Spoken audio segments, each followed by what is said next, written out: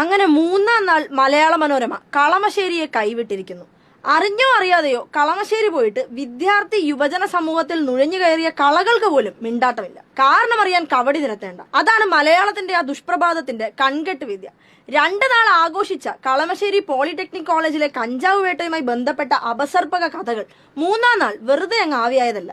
ഇനി കഥ മെനഞ്ഞാൽ ആസനത്തിൽ മുളച്ച നാണക്കേടിന്റെ ആ ആൽമരം, അല്ല വിഷമരം, പൊട്ടി വീണ് സ്വന്തം നടുവൊടിയുമെന്ന് വ്യക്തമായിരിക്കുന്നു. 3-ാം നാൾ ആ കേസിൽ ഒരാൾ കൂടി അറസ്റ്റിലായിട്ടുണ്ട്. ആ വാർത്ത കൊച്ചി എഡിഷനിൽ കൊടുത്തോ എന്തോ, മറ്റിടങ്ങളിൽ തപ്പി നോക്കിയിട്ടൊന്നും കാണാനില്ല. എന്തിനേറെ 1-ാം പേജിൽ നിന്ന് പ്രധാന പേജുകളിൽ നിന്നും ആ കഞ്ചാവ് സ്റ്റോറിക്ക് ദയാവധം കിട്ടിയിരിക്കുന്നു. 3-ാം നാൾ അറസ്റ്റിലായത് മുഖ്യപ്രതിയാണ്. ആ പോളിയിലെ മെക്കാനിക്കൽ എഞ്ചിനീയറിംഗ് വിദ്യാർത്ഥി, KSU അക്രമി സംഘത്തിലെ പ്രധാനി, കുട്ടികളിൽ നിന്ന് പണപ്പിരിവ് നടത്തിയ കക്ഷി, ലഹരി മരുന്നിന് പണം നൽകിയതും ഇതേയാൾ, KSU യൂണിറ്റ് സെക്രട്ടറി ആയിരുന്ന ഷാലിഖ്, പ്രവർത്തകൻ ആഷിഖ് എന്നിവർ ഇപ്പോൾ റിമാൻഡിലാണ്. ഇവർ നൽകിയ മൊഴി അനുസരിച്ചാണ് ഈ അറസ്റ്റ്. കണ്ണികളെല്ലാം എത്തുന്നത് KSU നേതൃത്വത്തിലേക്ക്. ഈ മാഫിയ കൂട്ടുകെട്ട് ജനം അറിയാതിരിക്കാനാണ് ആൾക്കൂട്ടത്തിന്റെ നടുവിൽ നിന്ന് കള്ളൻ കള്ളൻ എന്ന് വിളിച്ചുകൂവി രക്ഷപ്പെടാൻ ശ്രമിക്കുന്ന കള്ളന്റെ തന്ത്രം പയറ്റിയത്.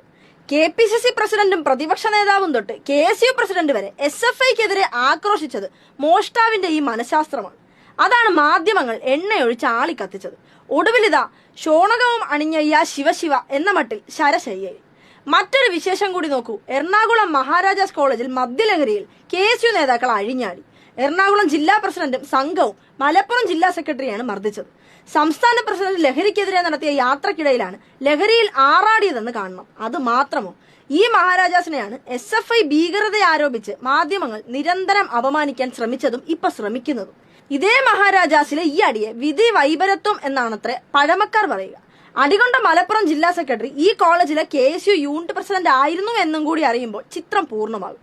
ഈ സംഘമാണ് നെയ്യാർ ഡാമിലെ പഠന ക്യാമ്പിനിടയിൽ മദ്യപിച്ച് ഏറ്റുമുട്ടിയത്. ഇങ്ങനെ ഓരോന്ന് നടക്കുമ്പോഴും വാർത്തകൾ മുക്കിയും ഇവരെ വെള്ളപൂശിയും താങ്ങി നിർത്തുന്നത് മാധ്യമങ്ങളാണ്. ഞങ്ങളുടെ കുട്ടികൾ എന്ന് പറഞ്ഞ് സംരക്ഷിക്കുന്നവർ കതർധാരികളായ നേതാക്കളാണ്. ഇത്തരം പ്രവർത്തനങ്ങളിൽ ഏർപ്പെടുന്നവരെ തിരുത്തിക്കാനോ നേർവഴിക്ക് നയിക്കാനോ തയ്യാറാകാത്തവർ, നേർവഴിക്ക് വരാത്തവർക്കെതിരെ നടപടിയെടുക്കാത്തവർ, ഇവരാണ് നാടിന്റെ ശത്രുക്കൾ. ഇവരാണ് മയക്കുമരുന്ന് മാഫിയെ സംരക്ഷിക്കുന്നത്. ഇവരിൽ നിന്നുകൂടി ഈ നാടിനെ മോചിപ്പിച്ചാലേ നാടിനെ രക്ഷിക്കാനാകൂ.